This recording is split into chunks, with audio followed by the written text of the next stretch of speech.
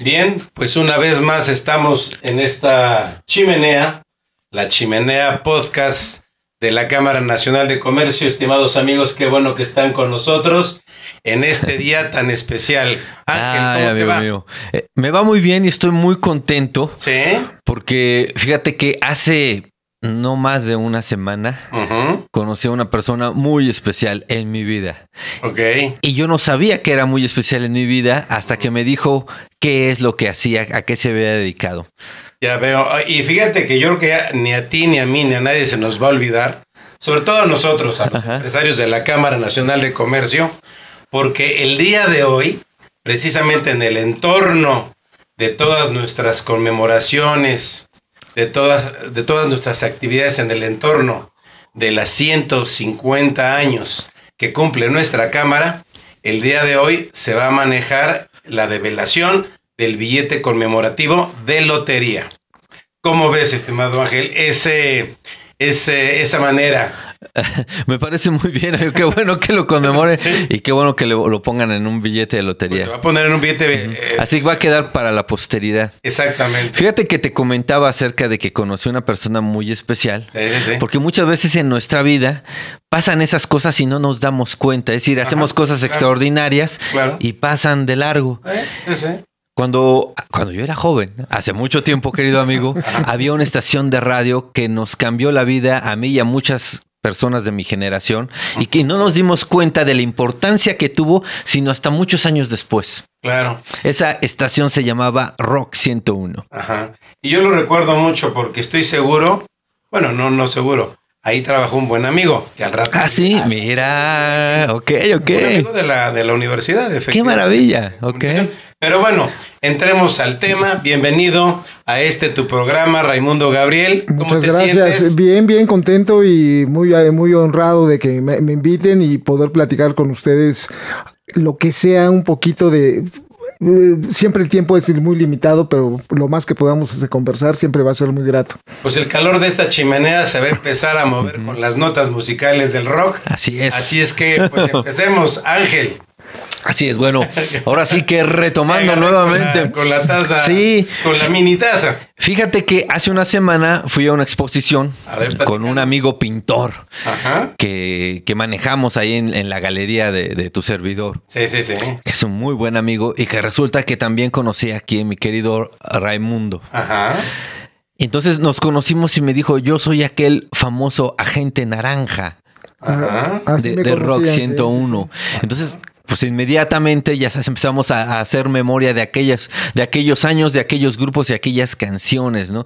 Y me contó muchas cosas que ahorita voy a volvérselas a preguntar para que lo conozcan aquí nuestros escuchas y radioescuchas y audioescuchas y podcast escuchas que ahora existen y que en aquellos entonces, pues no, querido amigo. Pero sigue siendo creo que el mismo principio, ¿no? Tratar de compartir historias, anécdotas o música en aquel tiempo y tratar de que la gente tuviera una conexión, una empatía con lo que uno les estaba transmitiendo y al final de cuentas generar un lenguaje de comunicación de ida y vuelta, porque luego muchas veces en la radio se olvidaba esa parte de hacer partícipe al que está del otro lado del aparato, ¿no? Y de repente tuvimos la gracia y la fortuna ahí a partir del año del 80. Empezó la estación en el 84, este año se conmemoran 40 años de que inició Rock 101, el 1 de junio fue el aniversario, y a partir del 85 la estación empezó a hacer actividades para justamente incorporar la participación de la gente y entonces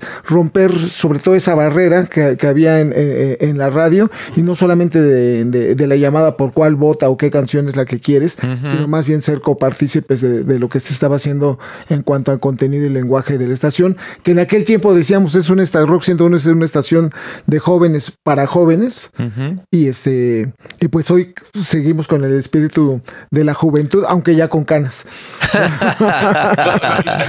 Los tiempos de aceptación, los tiempos con los que se manejaban hace, como tú lo acabas de decir, 30, 40 años, de saber, ¿le está gustando el estilo de nuestro negocio, de nuestro emprendimiento, en este caso, ¿no? Que es música, ¿no? Que es una cosa realmente intangible, pero luego tocaremos ese punto.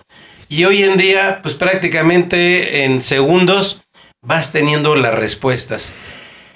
¿Qué expectativas se tenía en aquella época de decir, chin, les estará gustando, no les estará gustando, le cambiamos, no le cambiamos, o cuánto tiempo se tardaban en cambiar, etcétera, ¿no? Fíjate que yo tuve la fortuna de, antes de entrar a hacer radio, de trabajar en una compañía de discos, en Discos EMI Capital de México, y eso también te permite tener otra visión de parte del negocio de la música, ¿no? Del que está generando el contenido musical y lo está llevando a las estaciones de radio a promover. Es una forma distinta que la estación de radio. La estación de radio lo que se dedica es a estar generando audiencia, ¿sí? Y desde la audiencia que tienes, tener anunciantes, y desde los anunciantes que tienes, tener ventas que te estén dando para estar soportando el negocio, ¿no? Rock 101 era una estación del núcleo Radio 1000, un núcleo muy importante en aquel tiempo, muy reconocido por todo el trabajo que se hacía en la división noticias y también en toda la sección cultural, que si no eran parte de las estaciones de radio diariamente, sí eran muy esenciales todos los contenidos que se generaban, y le daban premios a Núcleo Radio 1000 por hacer ese acercamiento a la sociedad desde la parte de noticias, de una manera muy seria en el análisis, pero también en esta cuestión cultural, acercando a artistas plásticos, cantantes de música clásica. La única estación de música clásica la tuvo Núcleo Radio 1000. Entonces, cuando sale Rock 101, en esa parte, la FM era inhóspita, no existía.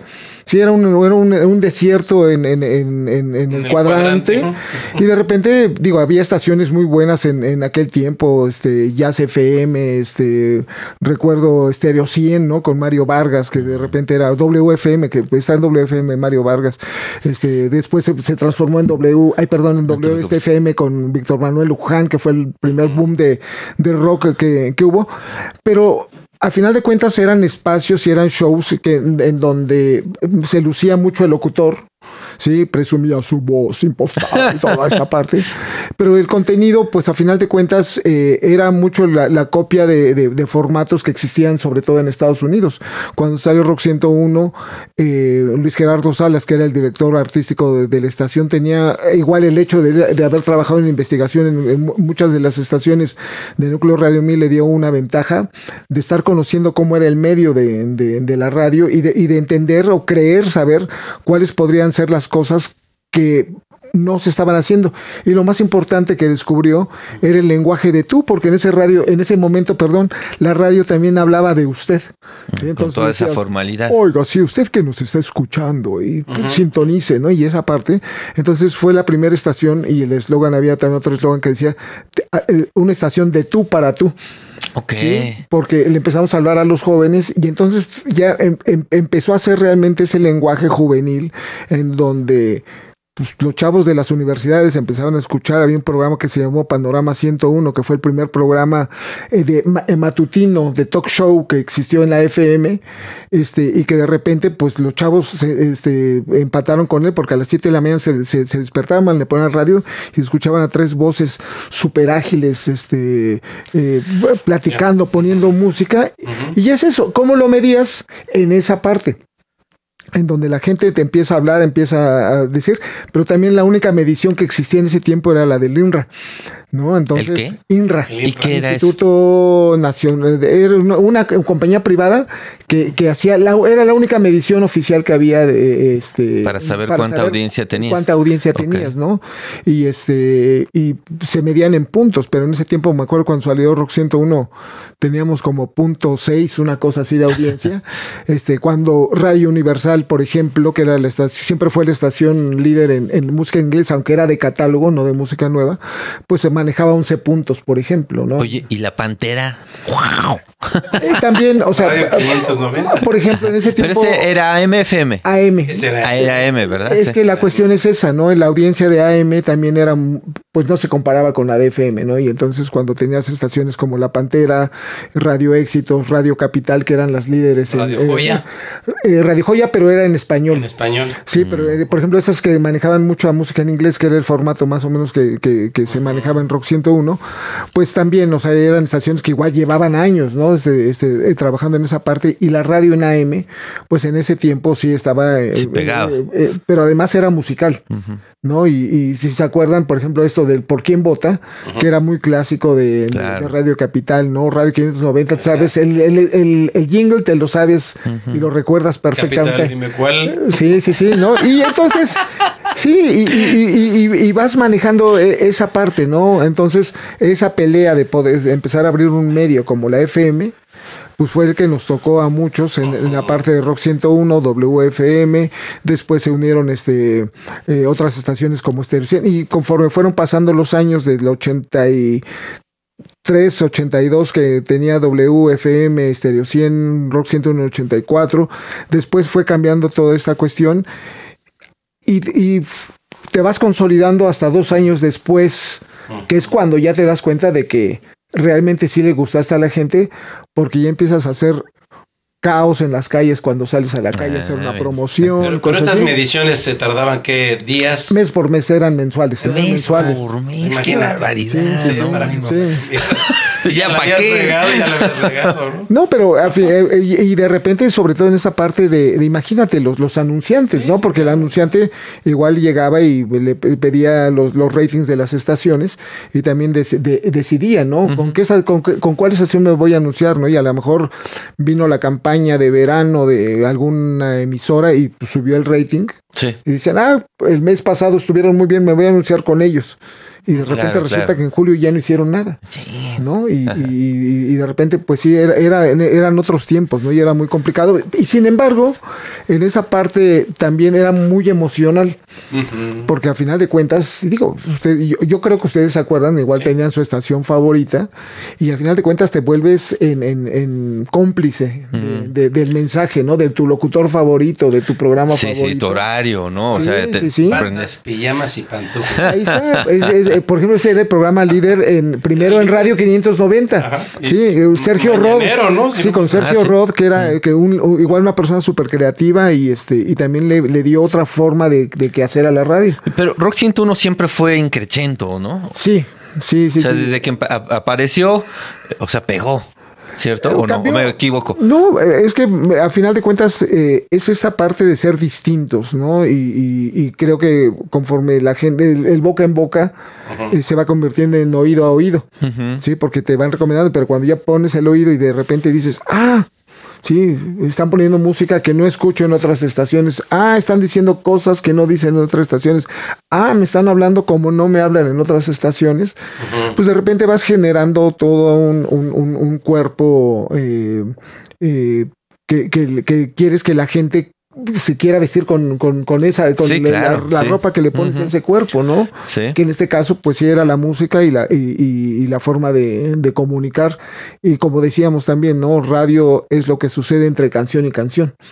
Pero las canciones también eran muy importantes para muchas personas. Oye, hace ratito hablabas de que el cliente recibía los reportes, las estadísticas, en fin. Y hablando de clientes, se habla como sinónimo de patrocinadores, ¿no? Y me ha tocado ver que mucha gente piensa que es muy fácil irle a pedir dinero a la gente, ¿no? No, sí, claro. Unos patrocinadores, ¿no? Sí. Platícanos, en aquella época, aunque a lo mejor no era quizás tu área más cercana, no lo sé, o llegaste a intervenir, ¿qué tan fácil, qué tan difícil era visitar a un cliente y jalárselo? Fíjate que, por ejemplo, en la parte de la disquera, ¿no? Cuando trabajé en la compañía de discos, uno va a promover artistas, música, canciones para vender discos. Y el problema en el negocio de la música es que tienes que vender 2 veces.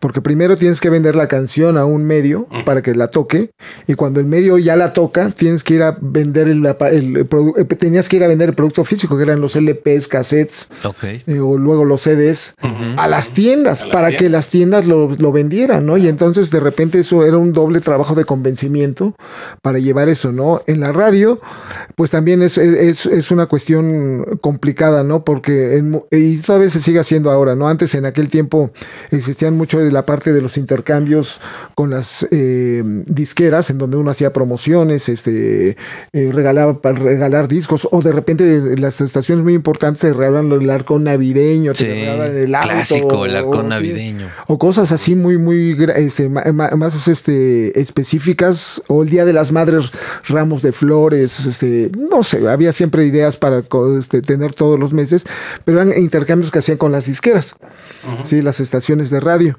Sí, en estos tiempos ya se acabó eso, ¿no? Ahora las estaciones de radio ya le facturan a las compañías de discos por tener espacios, por los anuncios, inclusive por poner canciones, ¿no? Ya en muchos años se habló de si había payola o no para programar canciones.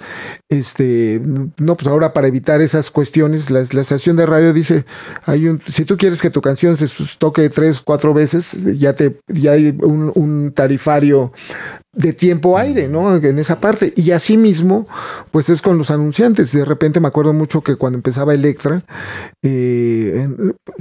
venían estos anuncios estridentes, ¿no? De que compre usted, ya sabes, gritando, pero con una voz estridente. Sí. Y queríamos mantener siempre una imagen en la estación, ¿no? Y en esa parte luego teníamos unas peleas con el área de ventas, porque había anunciantes que nosotros no queríamos, ¿no? Y que decían, ¿cómo no quieres un anunciante? No, pues que rompe con el esquema de la estación. Claro. ¿No? O sea, la gente le cambia en ese momento. O sea, cuando entran y nada entonces que ver. Nada que ver. Y de repente creo que por eso cuando ves estaciones en otros países, igual, ¿no? Todo ese carácter que tienen en toda la comunicación, incluyendo los anunciantes, pues también tiene mucho esta prestancia, ¿no? Digo, los tiempos han cambiado y el anunciante es el que más, ahora, como bien decías, es patrocinador, porque ahora ya pagan su espacio, sí, dicen yo patrocino esta hora y ves ahí en el cintillo de la televisión o en el radio cuando termina el programa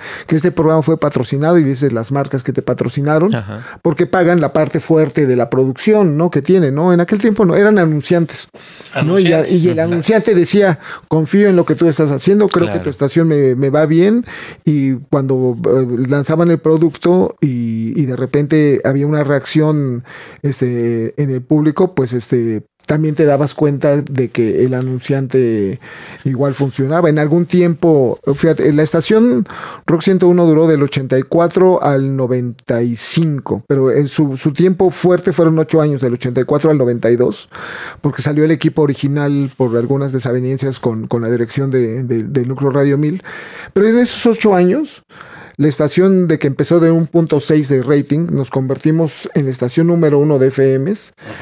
Para el 91, 92, estuvimos ahí peleando, estábamos siempre peleando con WFM de Magia Digital.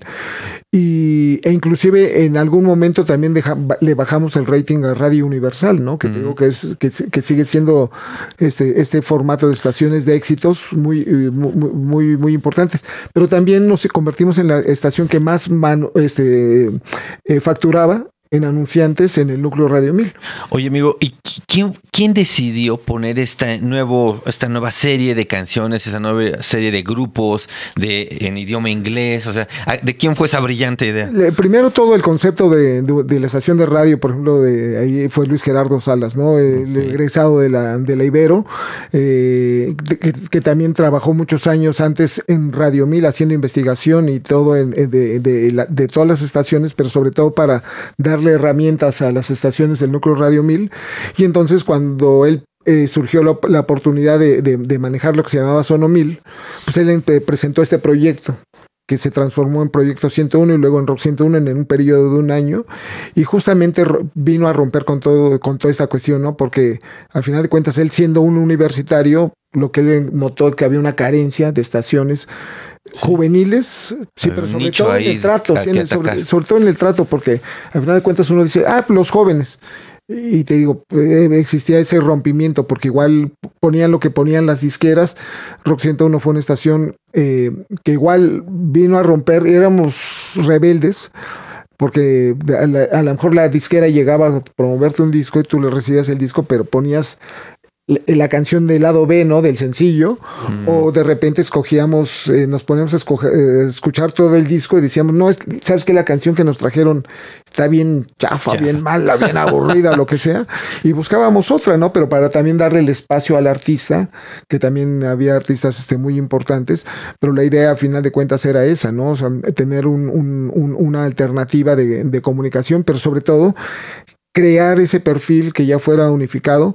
Y te digo, a ver, todo fue idea de Luis Gerardo Salas, que a lo largo del tiempo también fue una idea de él ir incorporando personas del público que de repente llegaban y decían, oye, tengo un disco y me gustaría ponerlo, y decía, pues hazte un programa, ¿no? Y de repente empezaron así a entrar la generación de contenidos, que ahora es tan popular ese término, sí, generar contenidos, y que de repente en ese momento era tener colaboradores para que tuvieran programas, y dentro de esos programas tener toda una variedad y un abanico de posibilidades en cuanto a géneros de música. Muy bien.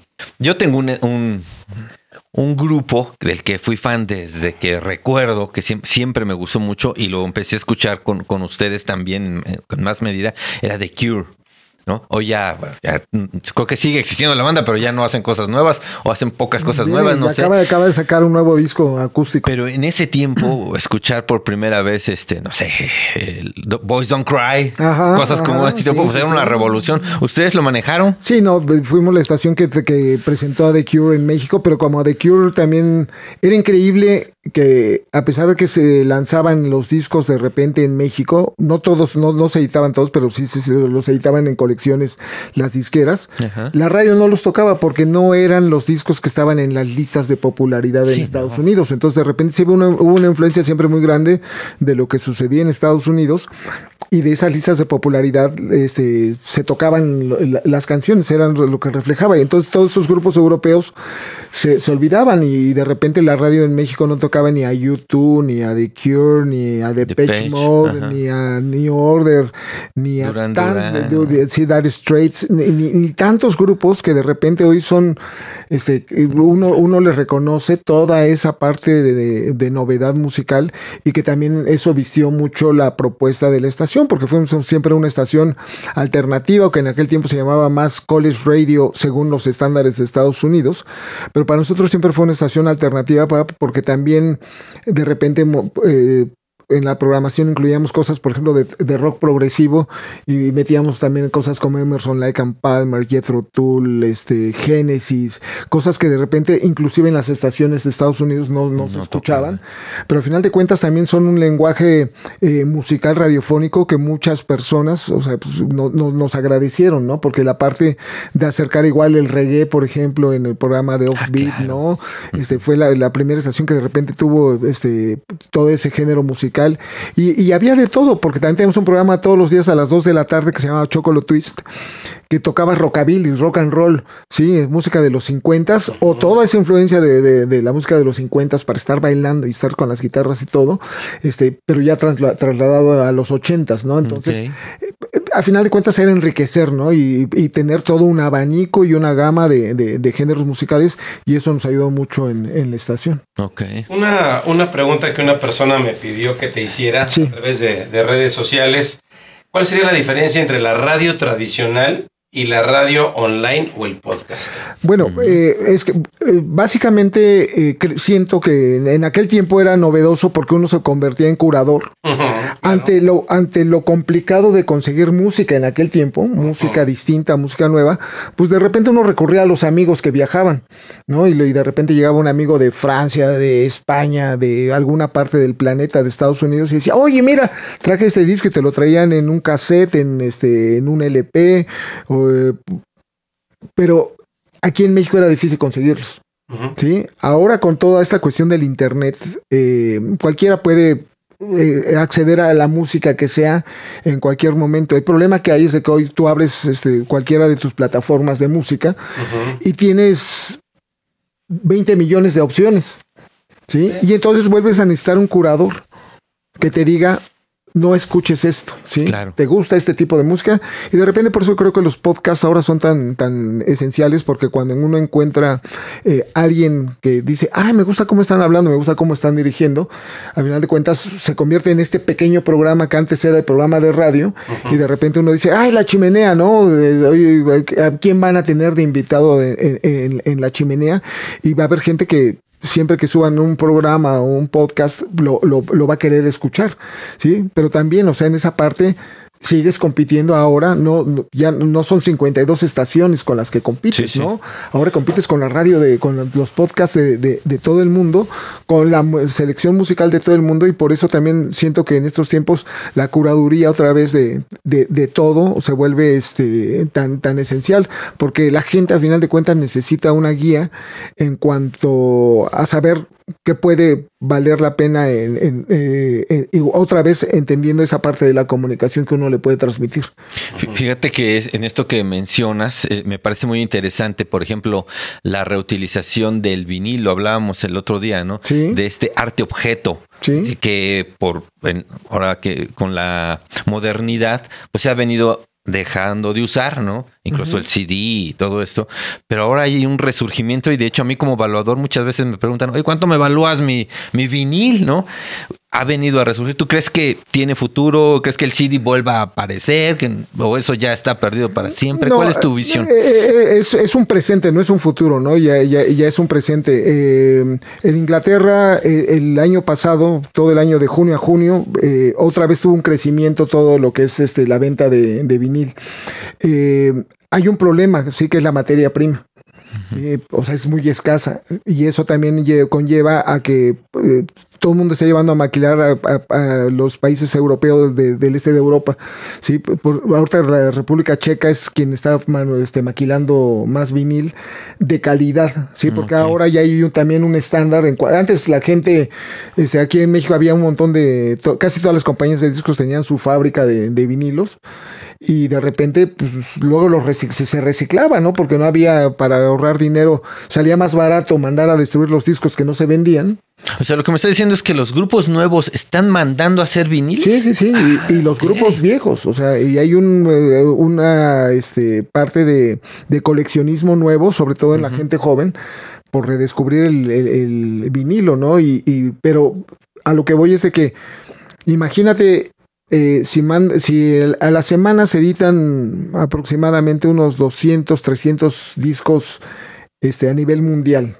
Sí, que ahora tienes acceso a todos esos discos. Si todos esos artistas sacaran 1,000 discos, tendrías 300,000 discos en un promedio a la semana.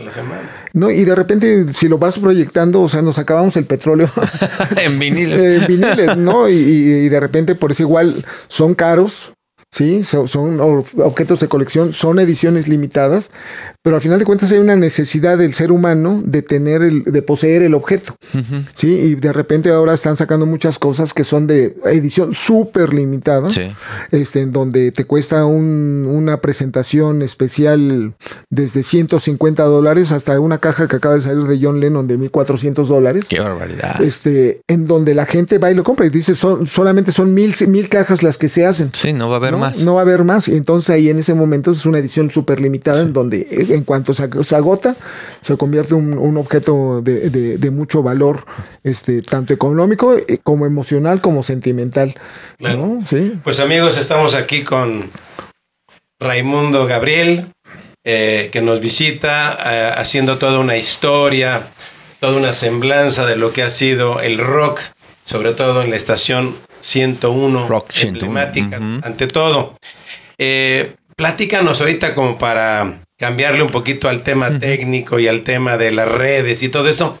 Platícanos una anécdota de esas que son wow, ¿no? De esas que poco se saben, y a lo mejor aquí le damos el estreno, ¿no? Una anécdota, te estoy dando tiempo para que la vayas pensando. Debe haber. De esas que dices, híjole, ¿cómo me hubiera gustado estar ahí? Por supuesto. Con nosotros, ¿no? Platícanos de un artista, de un concierto. Mira, digo, la estación, voy a hablar un poquito de la estación para que igual sea ese paso que tuve por la estación y luego un poquito más adelante de la disquera, ¿no? Porque también mi paso por las disqueras también me ha permitido trabajar con muchos artistas que en su momento eran desconocidos y también a través de la promoción los convertimos en éxito y ahorita ya son leyendas, muchos de esos que hace 25, 30 años nadie conocía, pero por ejemplo en la estación de radio en Rock 101, su primer momento cumbre fue en el 4º aniversario de 1988, porque en aquel tiempo, como les decía, la radio de FM estaba apagada. Sí, la radio se apagaba a las 12 de la noche y se encendía a las 6 de la mañana. Entonces en la madrugada en la FM era ruido, ¿no? El ruido blanco, toda esa estática que había. Cuando se cumple el primer aniversario de Rock 101 se hace un maratón de 24 horas, luego en el segundo aniversario, en el tercero 48 horas y para el cuarto aniversario se deciden hacer 101 horas continuas. ¿Sí? Y entonces maravilla. De repente era una semana prácticamente, 4 días y medio de transmitir y la gente... Mira, hasta se me eriza la piel porque de recordar la emoción de la gente de ponerla a la hora que fuera y tener tus locutores, tener programas, escuchar música y es cuando te das cuenta de que hacía falta la radio en las madrugadas. Porque hay mucha gente que a final de cuentas, sobre todo los estudiantes, cuando más estás estudiando es en la madrugada, ¿no? Haciendo tus trabajos finales, presentando o el examen que tienes que hacer mañana, cualquier cosa, y te das cuenta que la madrugada y entonces fue todo un hito esa semana de transmisiones ininterrumpidas y también para el núcleo Radio 1000, porque el hecho de tener que abrir los transmisores las 24 horas implicaba toda una cuestión técnica, que el sindicato, por ejemplo, de trabajadores, todos los sindicalizados, pues tenían que pagarles horas extras para ir a abrir allá el transmisor en Santa Fe, y luego los que estaban acá en Insurgente Sur, pues también cómo vamos a mandar la señal si de repente se va a sobrecalentar. Y había toda una cuestión, porque era muy, muy cuidadoso todo el personal de respetar el reglamento de cómo se había estipulado la forma de los ingenieros de transmitir en la estación. Entonces esa idea de tener 4 días la estación operando 24 horas fue así como que una preocupación, pero bueno, a final de cuentas funciona. Cuando termina el maratón, un fan muy grande que tenemos en la estación, que era productor en Canal 11, dicen, oiga, ya le propuse a Luis Carbajo, que tenía un programa en las madrugadas, el primer programa también de madrugada que hubo en la pionero en México, ahí en Canal 11, que transmitía de 10 de la noche a 3 de la mañana y luego se extendía hasta el amanecer. Dijeron para que vayan al programa y también los entrevisten, ¿sí? Porque se juntaba con las 101 horas, el cierre de las 101 horas viernes en la noche, y entonces nos invitaron al programa de Luis Carbajo a llegar ahí. Entonces lo que se optó en la estación fue hacer una caravana, y en aquel tiempo el periférico, no sé si se acuerdan, terminaba en Cuemanco. Sí, ahí se paraba el periférico, ¿sí? O sea, llegaste al periférico y todo lo que ahora daba a Iztapalapa, eso no existía. En aquel tiempo había un montón de tierra y uno tenía que dar vuelta en uno y regresarse. No hay en Cuemanco. Entonces cuando fuimos hasta Cuemanco y de repente para hacer una caravana, ¿sí? Pensando en que podíamos juntar unos 50, 60 autos que nos siguieran, porque había mucho esa parte de que la gente participaba con nosotros cuando salíamos a transmitir en la calle, que también en ese tiempo la transmisión, pues no es como ahora, de que de repente uno puede tener desde tu celular, ¿no? En aquel tiempo, con la división noticias de Núcleo Radio 1000, que ocupaban mucho esta cuestión de los radios transmisores, tenían unos armatostes como de este tamaño, que era más batería para que aguantara. Sí, y poder transmitir por la microonda, ¿no? Así el radio. Entonces, como ya el último noticiero terminaba a las 9 de la noche, nos metíamos en la frecuencia de noticias para poder hacer la transmisión. Y entonces, cuando viene toda esta marcha, pues estábamos transmitiendo. La gente gente pensaba que traíamos una unidad móvil, no, veníamos en un, no sé si en un Renault, un cochecito, veníamos todos en coche sardina, los demás colaboradores también en otros autos, y veníamos en fila india, todos de frente, arrancando desde Cuemanco, para llegar, para hacer el camino hasta la feria, hasta la feria de Chapultepec, y de ahí enfilarnos a la Santa María, que es donde tienen las instalaciones Canal 11. Y fuimos caminando y transmitiendo y diciendo y agradeciendo a la gente, y de repente en algún momento recuerdo que íbamos llegando al viaducto y se hace una curva en el viaducto donde te permite ver la curva y la cola que entonces de repente volteamos. Era una fila que de autos que no se le veía fin, y entonces en ese momento le pide Luis Gerardo a la gente: toquen su claxon los que vengan con nosotros. Órale. Sí, o sea, todo el claxon, todo eso, y escándalo, y la gente muy emocionada, siguiéndonos sobre el periférico. Momentazo, ¿no? Y de repente en algún momento se escucha por allá una sirena de una ambulancia, ¿no? Y entonces Luis Gerardo Salas agarra el micrófono y dice: mostremos nuestro civismo. Ajá. Y abrámosle paso a la ambulancia, porque de seguro va a ir a atender alguna emergencia, sí, ¿no? Sí. Y ahí íbamos escuchando cómo se iba acercando la ambulancia, ¿no? Y ya sabes, esa narración heroica de que seamos, ¿no? Y en eso se va abriendo el paso, así como esa imagen del río que se pasen, y llega la ambulancia, y cuando llega con nosotros se apaga la sirena, y dice la ambulancia: es que quería venir aquí con ustedes. Qué barbaridad. Y ya de ahí nos fuimos todos a Canal 11 al casco de Santo Tomás. Al casco de Santo Tomás. Los de Canal 11 accedieron a dejar pasar a la gente que venía. Entonces de repente igual hay un video que estaba por ahí circulando en YouTube, que si buscan es Canal Rock 101, Canal 11, donde fue esa entrevista que le hicieron a todo el equipo de la estación, y ahí nos enteramos que Luis Carbajo había trabajado en Núcleo Radio 1000 y que de repente igual tenía buena amistad con los directivos del grupo Radio 1000, y por eso también accedió a recibirnos, ¿no? Porque en esa parte, pero también cuando ves toda la gente del público que participó, pues son de esos momentos que sabes que estás haciendo las cosas de buena manera. Qué padre. Ahorita que mencionaste Ruido Blanco y volviendo a la historia, ¿no? ¿Tuviste alguna experiencia con Soda Stereo? Bueno, en mi ir y venir entre la estación, también me tocó trabajar en medio en compañías de discos. Ya les comentaba que empecé en Discos Capitol EMI Capitol de México. Fue mi primer trabajo cuando era un adolescente. Empecé a trabajar ya a los 15 años, una cosa así. No, como inflador de radio fue mi primer trabajo, que en ese tiempo era llamar a las estaciones de radio para pedir canciones, para reforzar las canciones que estaba promocionando la disquera, ¿no? Ese fue mi primer trabajo formal. Ya después pasé a ser promotor, pero después me contrataron en algún momento en Discos CBS en 1986. Me contratan CBS Columbia de México. Y originalmente iba a entrar a trabajar para manejar el catálogo del sello Epic Records, que su artista más importante en ese momento era Miami Sound Machine con Gloria Estefan, sí. Y todo el catálogo de jazz y de música clásica era lo que querían que manejara, pero de repente cuando entro en la disquera, igual viene toda esta parte del movimiento de rock en español, y entonces la persona a la que eligieron para que manejara toda esa andada de lanzamientos, pues fui yo. Entonces de repente fui la persona que recibió los discos de Soda Stereo, Enanitos Verdes, Hombres G, Danza Invisible, Charly García, O sea, la primera persona que los escuchó. Sí, fui yo, así, y pocos de repente tienen ese privilegio, ¿no?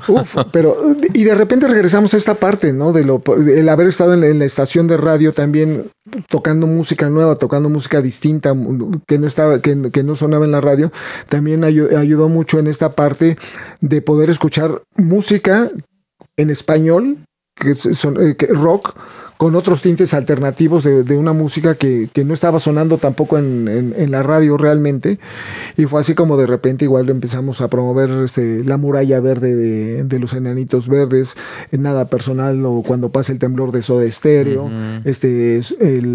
Devuelve a mi chica, el famoso Sufre Mamón de los Hombres G, que de repente fue todo un hito también porque decía la palabra Sufre Mamón, y en ese tiempo decía, dice, te está diciendo mamón. Entonces de repente hubo estaciones 97.7, recuerdo que le puso Sufre y encimita Ramón, ¿no? Sí, y entonces hubo otras estaciones que Sufre, el beat, ¿no? Pero eso le ayudó mucho a la canción también, por ejemplo, en llamar la atención, en convertirse en un éxito. Los Hombres G fue el primer artista de los que me tocó manejar, con los que se pude vender 1 millón de copias, tanto de alguno de sus títulos. Y de repente igual, o sea, es esa parte, ¿no? Y cuando dices Soda Stereo, pues imagínate, ¿no? En 1987 traemos por primera vez junto con una filial de Televisa que se llamaba Nueva Generación, que fue una filial que abrieron para promocionar artistas nuevos, y entonces trabajamos de la mano con esta filial de Televisa para promover muchos artistas novedosos que no tenían un espacio real en el medio, pero sabíamos que venía toda esta corriente de rock en español. Y entonces, ¿ustedes lo sabían? Pues ¿O lo intuían? Lo intuíamos. ¿O cómo fue que? Porque sabías que estaba funcionando en otras partes, ¿no? De Latinoamérica, ¿no? Y se sentía, o sea, ya estaba muy caliente. La otra compañía, BMG, ellos son los de la marca de Rock en tu Idioma. Sí, ellos lanzaron el concepto de Rock en tu Idioma.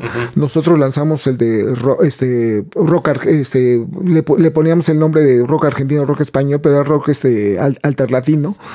Y de repente, pues cuando se juntan 2 o 3 empresas en sacar en ese sentido, ya vas generando un movimiento, ¿no? Y entonces de repente empezó a sonar en la radio, ¿no? Tuve la fortuna de que muchos de los artistas que lancé los aceptó muy, muy bien la radio, y en esa parte, al final de cuentas, digo, hoy Soda Stereo y Gustavo Cerati son leyendas.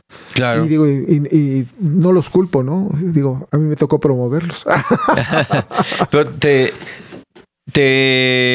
tocó promoverlos cuando empezaron. Sí. Y hasta sus finales. ¿Viste evolución en ellos? Sí. De ser un muchacho sin experiencia que llega a pedir una oportunidad en el radio. ¿Y cómo salió? ¿Cómo evolucionó esa persona? Mira, vas aprendiendo, y la cuestión del marketing enfocado a la música también tiene mucho que ver, ¿no? Porque al final de cuentas, igual en la radio lo haces y también lo tienes que aplicar a las disqueras. Algo que aprendí en la primera vez de las disqueras, te digo, es esa doble venta que tienes que hacer, ¿sí? Siempre, si tú no estás convencido de tu producto, ¿a quién se lo vendes? ¿Sí? La primera persona que tiene que convencer es a ti, ¿no? Y tienes que generar una estrategia para convencer al que lo va a ir a vender al otro. Sí, claro. Y esa era toda esa cadena que tienes que hacer, armar todo un plan de marketing para saber en dónde lo vas a promocionar, cómo lo vas a vender, cuánto le vas a invertir, en dónde vas a recuperar. Y de repente son conceptos que hoy se manejan todo el día, el retorno de inversión y todo. Sí. Pero digo, son conceptos que se han manejado de toda la vida, ¿no? Porque al final de cuentas hay que saber dónde invertir el dinero y cómo lo vas a recuperar. Muy bien, pues continuamos, estimados amigos que nos escuchan y que nos ven. Ángel, ¿qué te parece si les recordamos a nuestros amigos nuestras redes sociales? La Chimenea, el podcast en YouTube, en Facebook, en Instagram, en Spotify, Apple, Apple o es Apple y ya. Apple Music, ¿no? Apple Music. Sí, perfecto. Muy pues bien. En todas esas, amigos, síganos, búscanos, La Chimenea, el podcast, denle like, díganle a sus amigos, a los que les gusta la música, qué invitadazo tenemos aquí hoy. Se me hace que te vamos a mandar a hacer una plana. Sí, no, amigo. Sí. Yo creo que acordándonos de nuestros tipos. Bueno, más bien nos conviene a los dos. Antes ya no dije Macintosh, ¿no? Amigo mío. Ajá. Que hablando de eso, ahorita estoy viendo la camiseta aquí de mi amigo Rockstock. ¿Hay una relación entre Rock 101 y Rockstock? Sí, cuéntanos. Porque, mira, de repente esas 2 décadas, 80s, 90s, para mí eran de este proyecto de Rock 101, en el cual estuve participando 8 años intermitentemente, pero por ejemplo, cuando estaba en las disqueras, pues ahí era donde promovía igual a mis artistas, ¿no? Entonces de repente el haber estado en Rock 101 y estar en una disquera, pues tenía toda la familiaridad y decirles, oye, échame la mano con este disco de Soda Stereo, y les llevaba como primicia porque no había otro espacio donde tocarlos, ¿no? Y entonces igual me ayudaban, o con muchos de los artistas que también promovían, ¿no? Midnight Oil de Australia, o The Outfield, es igual con artistas que tenía. Y después, en algún momento, igual me ofrecieron otro trabajo ahí en Rock 101 y regresé como gerente de la estación en Rock 101. Ah, mira. Justamente cuando viene esta parte, te digo, había una parte activa de la estación, cuando les platico de ese 4º aniversario, en donde de repente la gente sale a la calle.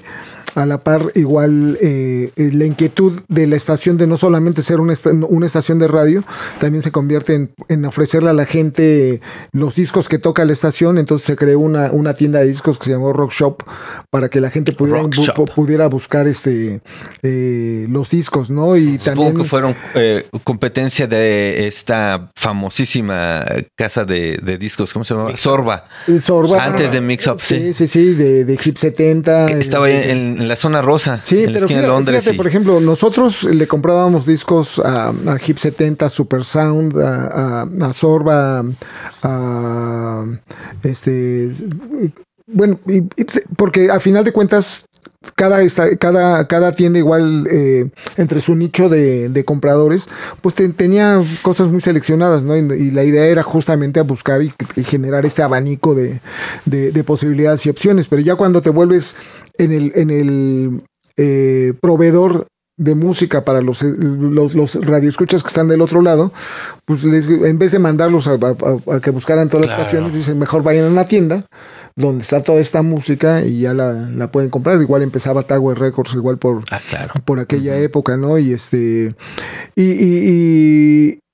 a la par, igual en esa parte de acercar el concepto de la estación, se generó este lugar, ¿no? Que se llama Rockstock, que estaba ahí en la esquina de Reforma y Misa, en lo que era la glorieta de la Palmera, sí, que ahora es de la Huehuete. Pero en ese tiempo se hizo el primer antro, el primer lugar. Aunque ya existían lugares de rock como el Look, el Tutti Frutti, Rocotitlán, donde se escuchaba rock, había grupos de rock, todo esto.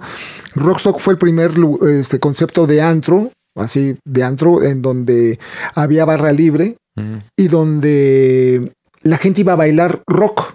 Porque antes el rock se escuchaba y uno gritaba y brincaba, pero bailar rock, así como que era una idea muy rara, y mezclar rock también era algo que no existía, ¿no? Y de repente el Rockstock se hizo para eso, para que la gente viniera jueves, viernes y sábado a disfrutar. Se creó un concepto de los jueves de mujeres gratis. Entonces todos los jueves entraban las mujeres gratis, y entonces había una fila de hombres que igual querían entrar por un lado, y las mujeres, pásenle.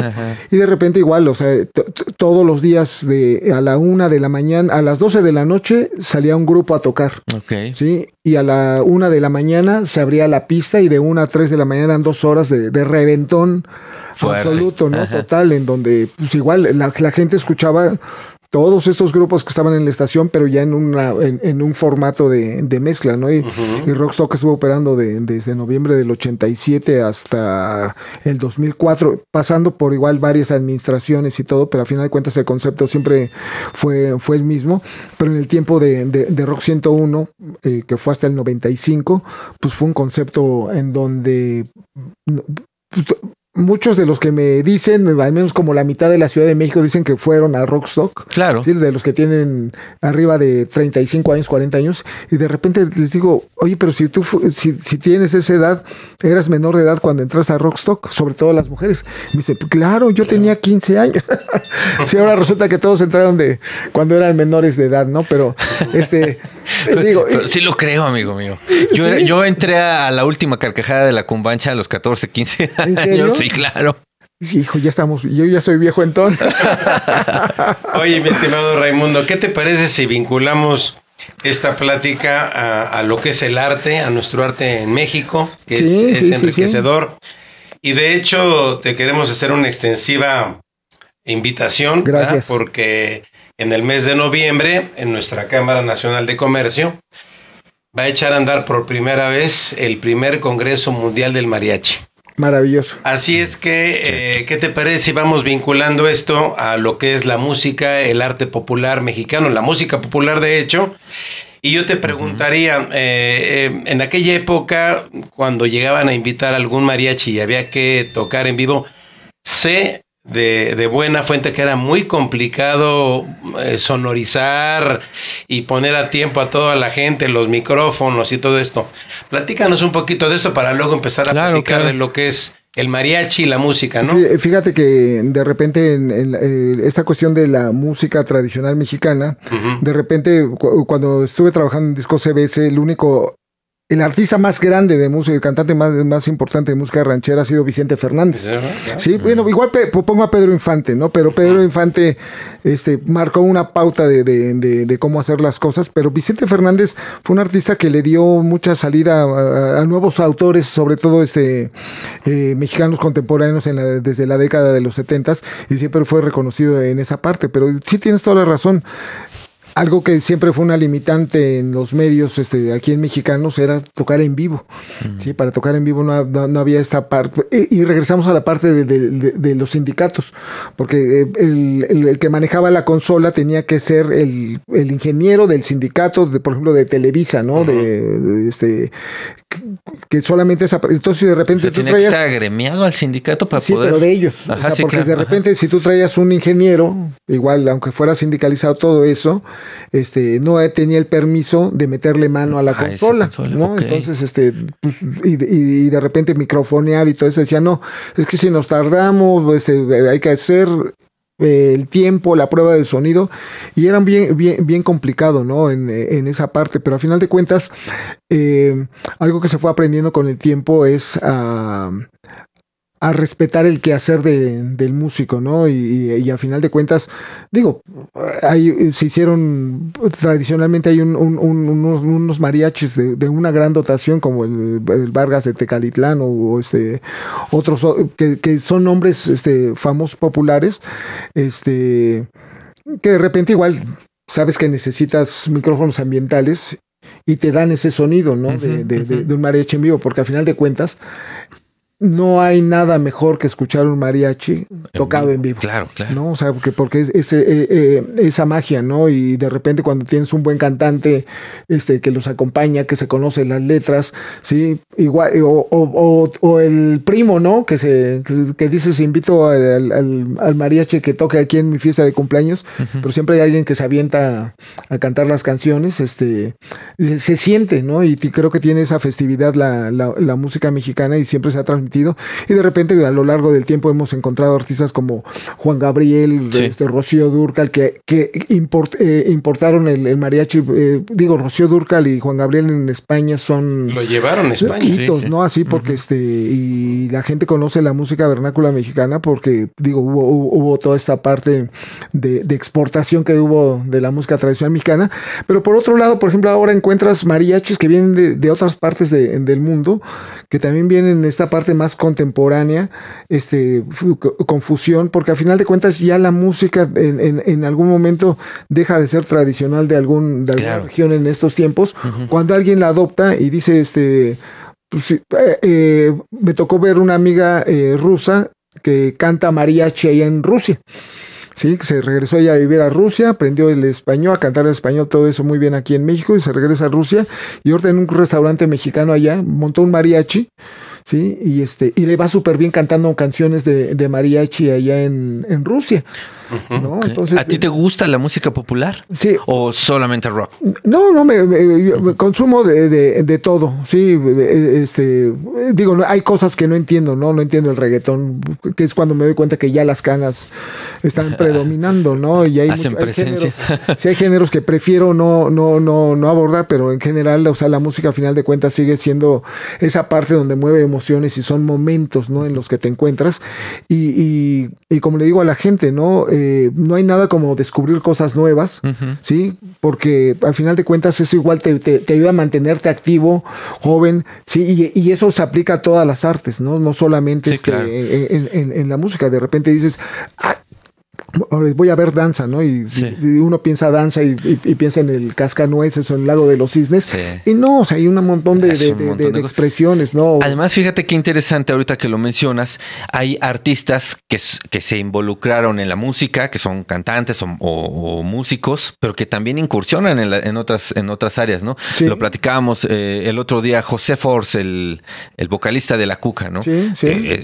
Es cubano, de hecho, de nacimiento, pues, pero además, él radica en Guadalajara y hoy tú vas al centro de Guadalajara y puedes encontrar diferentes esculturas de muy buen formato, de su autoría, y además ya cotiza en mercado, o sea, puedes ver resultados de subastas de sus obras, es excelente fotógrafo, un gran artista plástico, ¿no? Y es ahí cuando fusionan tanto pues, la parte musical como la parte plástica, ¿no? Y todos tenemos un poco de músicos, artistas y locos, ¿no? Dicen, sí. En esa parte, pero cuando encuentras a estas personas creativas o así que de repente saben la forma de comunicarse con una audiencia, de algún modo, que seas cantante, seas escritor, regularmente tienes otra forma también de expresarte, ¿no? Y es mágico, ¿no? Me ha tocado el cantante, por ejemplo, de Azul Violeta, Hugo Rodríguez, igual también de Guadalajara. Ajá. También me encanta lo que hace en pintura, ¿no? Y también de repente igual encuentras expresiones muy, muy mágicas. Paul McCartney, la gente no conocía el lado de él, de pintor, hasta que un día de repente saca un libro con fotografías de todas sus obras de arte y de repente pues también se animó a hacer una exposición de sus obras de arte. Ron Wood, el guitarrista de los Rolling Stones, es un excelente pintor, ¿no? Y de repente se ha aventado unos retratos de sus compañeros de la banda igual increíbles y te vas dando cuenta, ¿no? Que al final la forma de expresar viene a ser una forma de compartir, ¿no? Todo sí. lo que tiene y digo, a mí sé que si me dan una hoja en blanco pues voy a pintar 2 rayas y unos garabatos, pero igual y hay otra forma en la que podría encontrar de expresarme, y creo que la magia que tenemos todos en este factor humano, donde lo emocional sí nos lleva a hacer cosas extraordinarias que de repente ni siquiera sabemos, ¿no? Claro. Fíjate que en este segmento a mí me gustaría conversar un punto esencial que es el Museo de la Radio. No sé si ustedes lo conozcan. Mira, ¿sí? No, yo no lo conozco. ¿Lo ubicas? Sí, ¿dónde está, amigo? Bueno, el que yo conozco, que no sé si sea el mismo, en la estación del metro Parque de los Venados. Sí. ¿Estás de acuerdo? Okay. Y fíjate que ahí desde hace tiempo, lástima que entre la pandemia y que la estación estuvo cerrada como 3 años. Válgame Dios. Sí, claro. Entonces el museo también tuvo que cerrar. Y ahí hay un excelente museo de la radio. O inclusive con una cabina. Sí. Una cabina que ocasionalmente transmite desde ahí. ¿Lo has visitado? ¿Te gusta ese museo? ¿Qué parte te gusta? En fin. Mira, hubo una parte en el centro universitario donde, y no recuerden ahorita si era en el MUAC o en cuál museo, también hicieron, inclusive, por ejemplo, ahí en Rock 101 le hicieron un espacio dedicado a Rock 101, también con una cabina, pero al final de cuentas creo que son todas estas partes de mucha gente pensó que la radio iba a morir. Se iba a acabar con toda esta cuestión de las redes, del internet, de las plataformas. Pensó que era un medio que ya era obsoleto. Mucha gente lo asevera, dicen que la radio... Y no, o sea, hoy tú viajas, te subes a un taxi y los taxistas, aquí en la Ciudad de México al menos, sigue siendo un gremio que sigue tocando la radio y sigue poniendo la radio a pesar de que existen muchas formas de encontrar su música, ¿no? Y te das cuenta que la radio sigue regalando boletos para conciertos, sigue regalando discos, sigue en su dinámica de ser radio. Porque ¿tú le ves futuro a la radio por muchos años todavía? No sé si futuro, pero sí le veo presente, ¿sí? Hoy la radio sigue siendo un medio vital, ¿no? Y de repente estaciones como Mix FM, por ejemplo, ahorita que hablabas de la música vernácula, durante años Radio Sinfonola fue una estación vital para toda la promoción de la música mexicana, pero por ejemplo ahora hay otros géneros que es la música grupera, la música regional mexicana de banda y todo, que también están y que se están mezclando y se vuelven populares, ¿sí? Y la radio, o sea, en este presente, pues también ya las incorpora, ¿no? Y hay toda una mezcla de géneros que antes eran de nicho, Sí, ahora ya pasan a ser. Y de repente los museos, yo todavía no me gustaría verlos como museos, ¿no? Porque de repente que existe mucho la idea de que el museo es para tener un registro de algo que fue, ¿no? Sí, y sí. todavía Claro. creo que hay mucho que rescatar en cuanto al mensaje radiofónico, pero sobre todo desde esta parte de la que se está haciendo, porque al final de cuentas el ejercicio del podcast es ese principio de lo que era la radio. Lo que pasa es que el medio es distinto, pero al final de cuentas el fin es el mismo, ¿no? Que es tratar de crear un vínculo de comunicación con la persona que está enfrente, que nos está escuchando, que nos está viendo, y de repente generar esa empatía y poderle brindar algo de conexión con lo que estamos proponiendo. Claro. Antes de que se nos vaya a acabar el tiempo, amigo mío, cuéntanos acerca de este proyecto que me platicabas el otro día respecto de la recopilación histórica de todo lo que fue Rock 101. Mira, este año se están generando 40 años, estamos cumpliendo 40 años. Y hay algo en esta parte de museográfica, ¿sí? En donde dices, creo que lo que es importante de un lugar es preservar y que la gente sepa que existió algo, ¿sí? Todo lo que hacemos ahora no se nos ocurrió ahora, ¿no? Tenemos, Sí.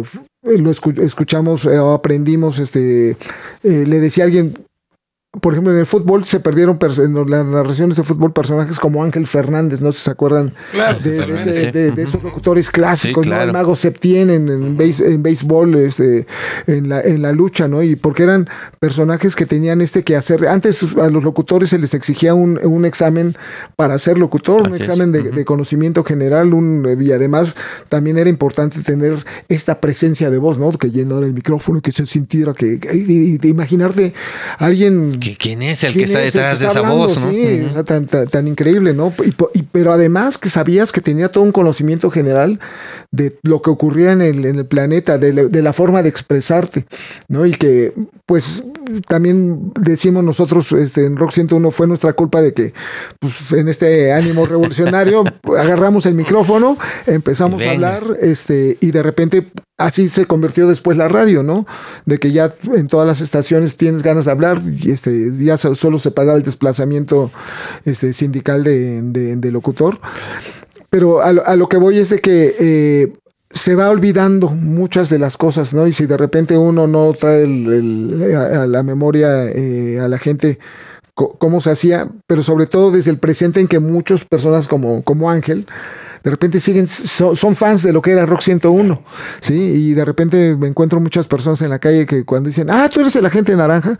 Sí, yo soy el agente, yo era el agente naranja, sigo siendo el agente naranja para muchas personas.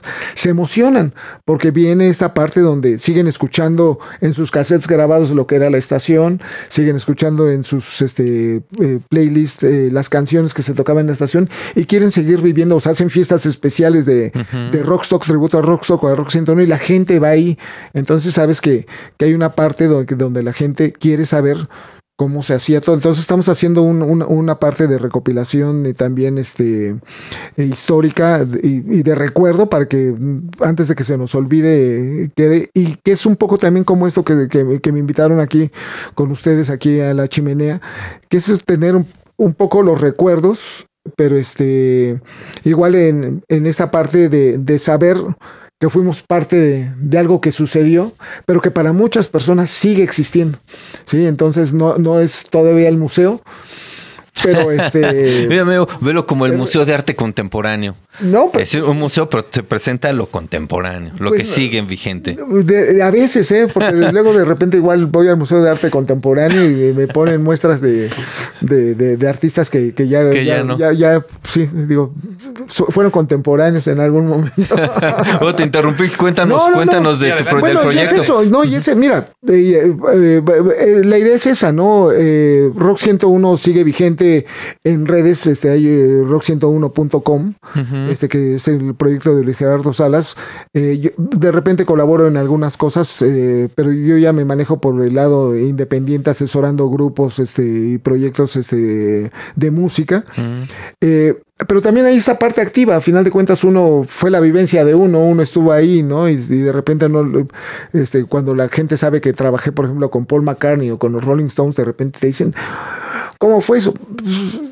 fue parte del trabajo, ¿no? A final de cuentas es la fortuna que uno tiene de poder estar en un lugar en el momento adecuado, pero sobre todo aprovecharlo, ¿sí? Y en esa parte de donde le puedes platicar con la gente, le puedes transmitir a las personas, si de repente te entienden y generan esa empatía con lo que les transmites, pues ya estamos del otro lado, ¿no? Porque sé que la próxima vez que nos podamos ver, o las personas que de repente nos pueden escuchar la próxima vez en la calle, pues sí, ya igual tendremos un tema de conversación, claro, ¿no? Para lo que sigue. Perfecto, pues estamos nuevamente aquí con Raimundo Gabriel y continuamos. Fíjate, Ray, que ahorita con todo lo que nos comentabas, me puse a pensar en muchos de nuestros amigos, muchos de los que nos escuchan que son músicos o que quieren incursionar en la música. ¿Qué recomendaciones le darías tú para incorporarse a la radio, para poder ser escuchados? ¿Qué acciones podrían tomar? La primera recomendación es de que cualquier recomendación hay que pagarla. No, mira, por Adela. Sí, no, mira, hay una parte que de repente, cuando antes de entrar estábamos platicando un poco de que para muchas personas luego piensan que es fácil hacer las cosas, ¿no? De repente dice uno, dice, me conecto a internet, me pongo un micrófono y puedo hacer un podcast sin duda, ¿no? Pongo una lámpara, pero es inversión, o sea, y de repente hay que tener, o sea, esa parte, ¿no? ¿Qué es lo que vas a transmitir? El estar pensando. Y con los artistas, pues también, a final de cuentas, si todos podemos tener una forma de expresarnos creativamente, o artísticamente, eso es algo que es muy independiente de que a la gente le vaya a gustar, ¿no? Entonces, no, es un negocio de necios, ¿no? Y como todos los negocios, al final de cuentas hay que encontrarle la forma, porque además en estos tiempos no compites nada más contra, si eres la tiendita que está enfrente, ya no compites nada más contra los de la tiendita de la otra esquina, ¿no? Ahora compites contra todos los corporativos, pero además contra los que van a llevar las cosas a la casa, y de repente contra todos los que tienen que gastar dinero en alguna cosa, porque es eso lo que se va a pelear en estos tiempos, ¿no? En esa competitividad que hay abierta en todos los aspectos. Precisamente, pero digo, ante toda competencia se requiere de alguien conocedor, de alguien con experiencia, de alguien que dirija. En este caso, platícanos un tanto cuanto de esta dirección que has desarrollado. Bueno, es que justamente a final de cuentas, primero es hacerle entender a la gente qué es eso, ¿no? Y así como les comentaba en un blog anterior, en la parte de hacer, antes hacíamos una curaduría para que la gente supiera todo lo que había, lo que podía acceder. Ahora hay que hacer una curaduría para decirle, esto no vale la pena, ¿no? Y a final de cuentas siempre es esa parte, para el artista es igual, ¿no? Saber hacia qué mercado se va a dirigir, si su música tiene una conveniencia, porque al final de cuentas, y como le digo a los artistas, si tienes otro trabajo, no lo dejes. No, es importante que es difícil vivir del arte. Claro. Sí, y más en un país como México, donde de repente igual, por ejemplo, hoy hace igual un rato platicábamos de este concepto de patrocinios, porque ahora se manejan mucho esta idea de que, oye, patrocíname esto que voy a hacer, échame la mano, ¿sí? Y de repente ya no, porque ya no se vende el concepto, que al final de cuentas debe ser esa, pero igual, si de repente voy de la mano en algún proyecto con alguna marca en especial y de repente desarrollamos micrófonos y los micrófonos que vamos a vender, la marca la voy a tener asociada en cada presentación que hago, ya puedes hacer toda una forma de compaginar una marca con mi propuesta musical, con la propuesta visual, y son situaciones que tienes que ir planteando conforme se vaya desarrollando los proyectos, pero llegar a esa parte, ¿sí? Siempre va a ser complicada, porque aunque uno lo haga, uno lo tenga, pues de repente, y en esa parte corporativa, pues siempre va a ser mucho más fácil hablar primero entre directivos, después con los abogados, ¿sí? Y tercero, decir a quién vamos a patrocinar, claro, de todas las opciones que tenemos, ¿no? Platicaba con alguien por ejemplo, ahorita GNP, que es una de las instituciones más activas en patrocinar, en anunciar, pero sobre todo en crear eventos, ¿sí? Claro. Porque no se trata nada más de patrocinar, sino que ya de repente te vuelves en la parte activa, sí, de estar generando un negocio, ¿no? Un ala de negocio que tiene que ver con esta cuestión del arte, ¿no? Cesa, que ha sido durante más de 3 décadas la compañía líder en la generación de conciertos y eventos de espectáculo en México, ha intentado muchas ramas, además de los conciertos de música, ¿no? Se metieron a hacer teatro, se metieron en producir cine, porque al final de cuentas también tienes que darle movimiento a tu dinero, a tus activos, ¿sí? Y lo mismo es en un artista, ¿no? Si el artista de repente estamos trabajando un disco con el artista solamente durante 5 años, pues de repente igual hay que hacer otra cosa. Claro. ¿No? Entonces, sí, no es fácil, pero sí hay lugares en donde abrir el abanico. Y la música sigue siendo una cuestión emocional.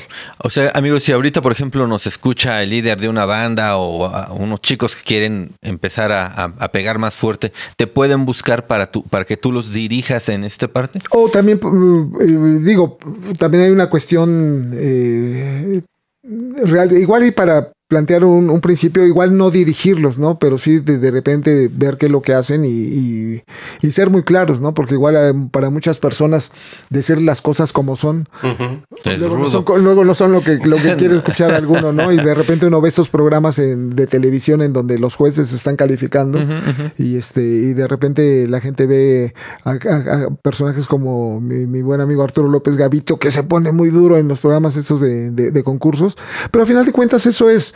Sí, cuando te vuelves un personaje público vienen críticas, ¿no? Y no le vas a gustar a toda la gente, pero sobre todo tienes que ver, hay gente a la que no le gusta Bad Bunny, ¿no? Y sin embargo es el artista de este momento que más se escucha en muchos lados, más allá de que uno no lo entienda o uno no lo traiga en ninguna preferencia, ¿no?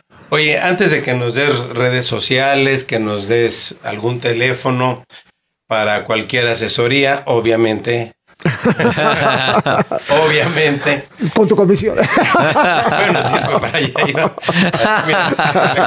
La chimenea, para prender la chimenea.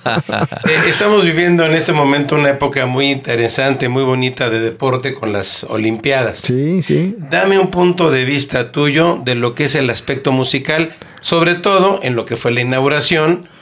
Danos aspectos, cómo lo viste, etcétera, ¿no? Es también esta parte que estamos hablando, ¿no? Hoy todo este año falleció una compañera de Rock 101, Lynn Feinstein, que durante años se convirtió en la persona que se encargó de hacer toda esta liberación de derechos para música de películas, y sobre todo la selección, la curaduría para seleccionar soundtracks y todo un arte, ¿no? Que es esta parte que te lleva el conocimiento que tienes de la música, ¿no?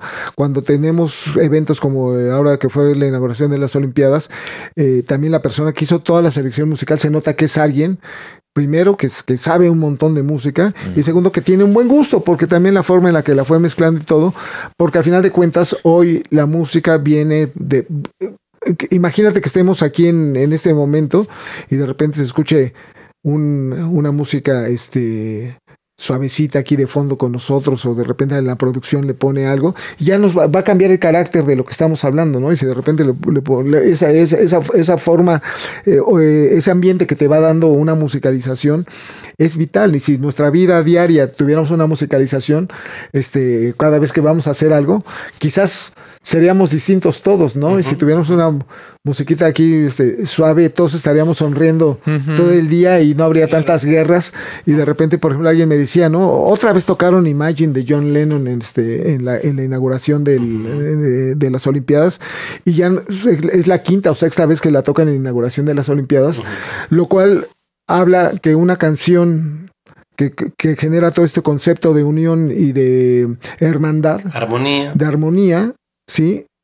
Sigue tratando de que la gente escuche lo que significa eso, y eso creo que habla más mal de la humanidad que de la canción, ¿no? Entonces digo, sí, espero que ya las próximas Olimpiadas ya nos escuchen y tengamos una canción de que ya estamos unidos, ya estamos juntos y estamos yendo todos hacia adelante. Muy bien.